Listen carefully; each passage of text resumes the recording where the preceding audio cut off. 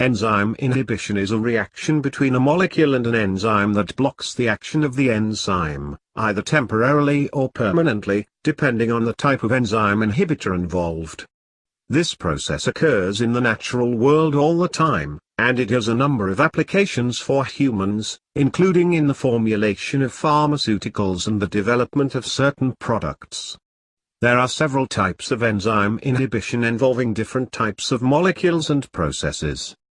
Nonspecific enzyme inhibition involves exposure to a molecule not specifically targeting an enzyme that will still have an inhibitory effect.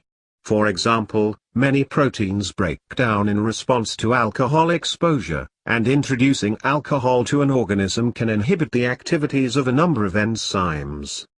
Acids have similar effects. Likewise, heat tends to denature enzymes, pulling the protein strands apart and rendering them ineffective.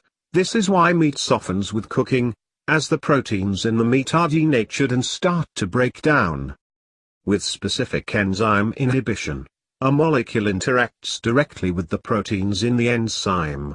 Irreversible enzyme inhibitors have the ability to permanently change the structure of the protein, and the process cannot be undone. Reversible enzyme inhibition can temporarily block the action of an enzyme but will not be permanent in nature.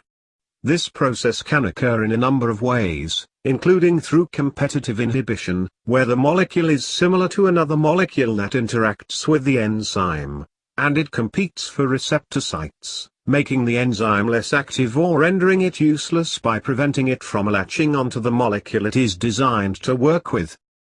Pharmaceutical companies use this process to their advantage in the development of medications. Most therapeutic drugs work via enzyme inhibition. When the patient takes the medication and the molecules are released in the body, they interact with enzymes to stop harmful processes like uncontrolled inflammation.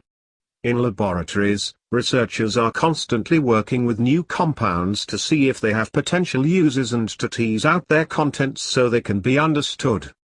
Enzyme inhibition can have other applications.